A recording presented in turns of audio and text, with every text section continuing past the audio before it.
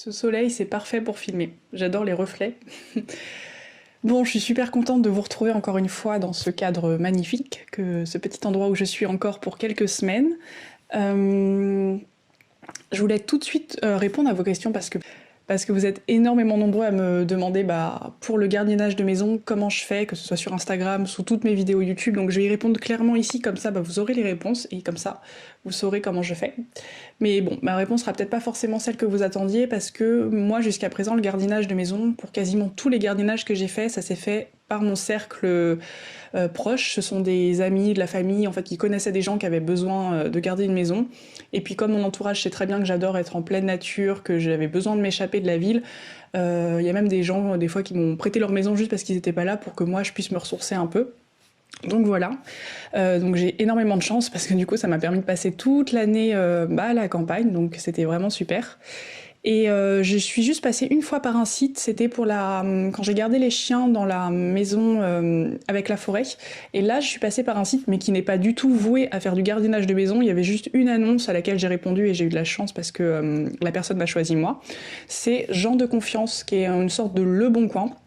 Mais ça fonctionne avec un système de parrainage. Et après, vous avez accès aux annonces et tout ça. Et moi, je regardais, en fait, je m'étais inscrite pour chercher une maison à la campagne. Et en fait, j'ai trouvé cette annonce. Et voilà, c'est comme ça que j'ai trouvé ce gardiennage en particulier. Donc voilà, j'ai pas spécialement de conseils à vous donner. Peut-être de chercher des sites de particuliers. Je pense peut-être à Le Bon Coin. Du coup, Gens de confiance. Il doit peut-être exister des sites de gardiennage. Moi, je n'en connais pas. Mais voilà, mais sinon ce qui est aussi sympa, là en plus on s'en va vers les beaux jours, il y a le woofing, ça je sais pas si vous connaissez mais c'est vraiment super, c'est vraiment en fait vous allez dans un lieu, souvent ce sont des grandes fermes, et vous donnez de votre temps pour vous occuper de la ferme et aider sur place, donc ça peut être, ça faut voir avec les propriétaires, des fois c'est un jour par semaine, des fois c'est plus, des fois c'est du plein temps, et en échange vous êtes logé, éventuellement nourri, je sais pas, ça dépend des conditions. Moi, je n'en ai jamais fait, mais beaucoup de gens m'en ont parlé. Et beaucoup de gens m'ont dit, tu devrais faire ça, tu vas adorer et tout. Et bon, j'ai pas eu l'occasion d'en faire. Mais voilà, ça peut être aussi une solution pour les gens qui veulent s'échapper un peu de la ville et puis donner du sens à leurs activités et faire des choses qui ont du sens. Donc voilà, comme ça, je vous ai répondu et j'espère que ça pourra vous aider un petit peu quand même. Moi, normalement, c'est le dernier gardiennage de maison que je fais parce que je suis vraiment déterminée à oser déménager, même si je suis très anxieuse à l'idée de ça, parce que c'est un truc aussi dont j'avais envie de vous parler, parce que je sais que j'ai envie de vivre à la campagne. De toute façon, je pense que vous l'avez compris, j'arrête pas de vous en parler. Et puis, j'ai du mal à me visualiser un avenir à Paris, enfin, à visualiser un avenir dans mon appart, même si je m'y sens extrêmement bien et que j'adore ce petit appart. Puis c'est ce que j'ai tout construit depuis que je suis arrivée à Paris, c'est mon quotidien, c'est un équilibre, quoi. J'ai réussi à me créer quelque chose qui me correspond et c'est mon chez moi, quoi. Enfin, je m'y sens bien, même si la vie à Paris me plaît plus du tout. Moi, ce que j'aime en fait quand je suis à Paris, c'est juste être dans mon appart ou alors aller me promener dans la nature. Donc c'est sûr que c'est pas très sain.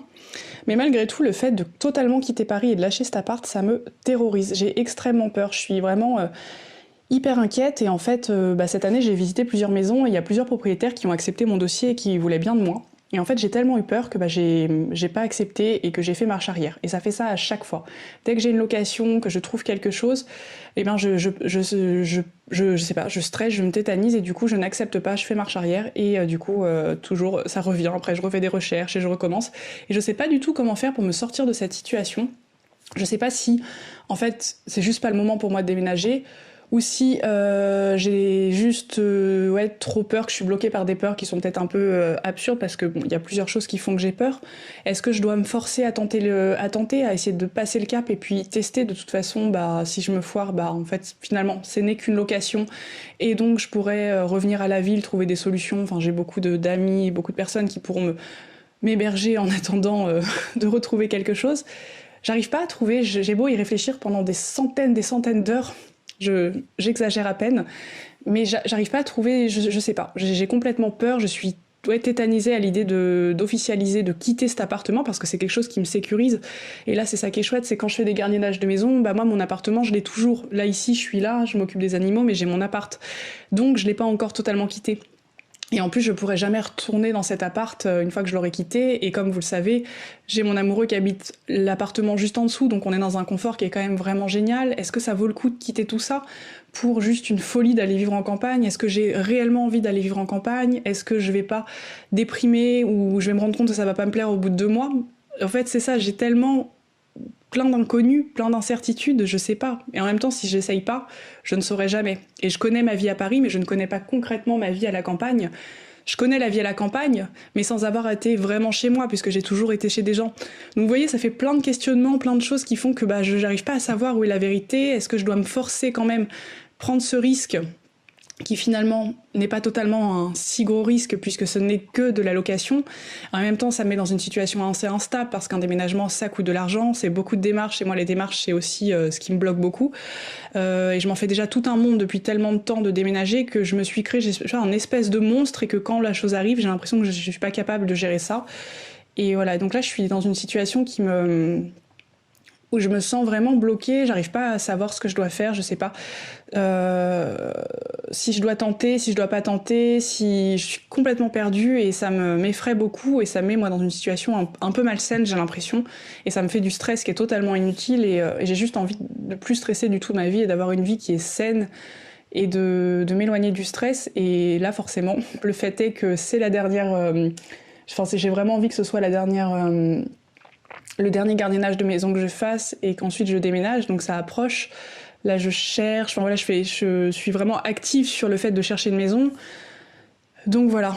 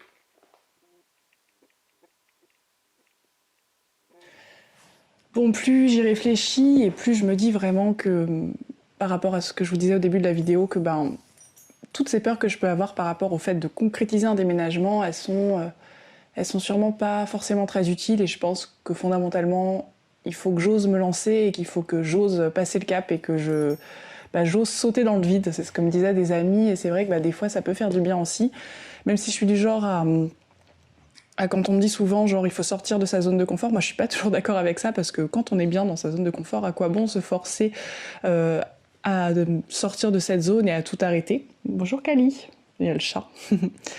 et à se mettre dans une situation qui serait stressante, ou enfin voilà, bref, vous voyez ce que je veux dire. Non, mes notes. Et se mettre dans une situation qui serait stressante et angoissante, mais bon, c'est vrai que là, pour le coup, ça fait quand même un moment que j'en parle, c'est quelque chose qui est vraiment en moi depuis longtemps et je pense que de toute façon l'envie d'essayer est bien trop grande pour ça. Et puis j'ai envie voilà, de créer quelque chose à moi, de quelque chose de plus concret et de me lancer et puis de tester parce que si je n'essaie pas, je ne saurais jamais si ça me plaît. Mais c'est vrai que je suis quelqu'un qui est très réfléchi et j'ai vraiment besoin de peser 12 fois le pour et le contre avant de oser faire quelque chose qui... pas de sortir acheter mon pain par exemple, et en plus je sors même pas acheter mon pain puisque je le fais moi-même, mais pour des gros trucs j'ai besoin voilà tel un déménagement, c'est quand même un gros événement dans une vie, donc voilà j'ai besoin de réfléchir, d'être sûre de moi, et ce qui fait que là ça fait plus d'1 an et demi que je recule parce que j'ai peur, mais bon, je pense qu'avec toutes les expériences que j'ai maintenant, j'ai vécu énormément de temps toute seule très longtemps dans la nature et j'ai bien vécu. Donc j'espère que ça changera pas. De toute façon, comme je disais, si jamais ça se passait mal, je peux toujours... il y a plein de solutions.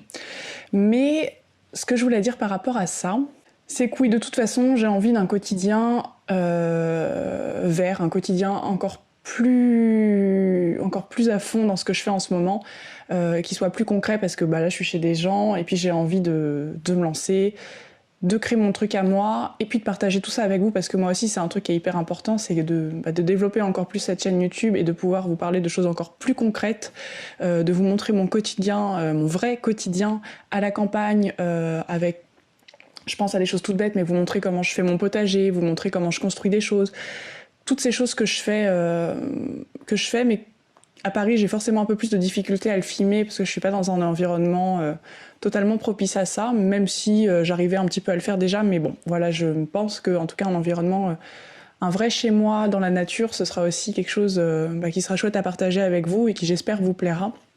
Donc voilà.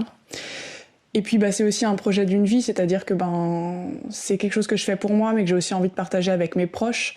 J'ai envie de faire partager tout ça, aussi de le partager avec vous, et puis pourquoi pas à plus long terme développer quelque chose de collectif avec des gens. Je pense que ça peut être super de créer des choses en commun, et c'est vrai que j'ai toujours, en tout cas en ce moment j'ai besoin de faire des choses pour moi, mais je sens qu'à terme l'esprit collectif est quelque chose d'hyper important et de très utile, et je pense que j'aimerais bien me diriger vers ça.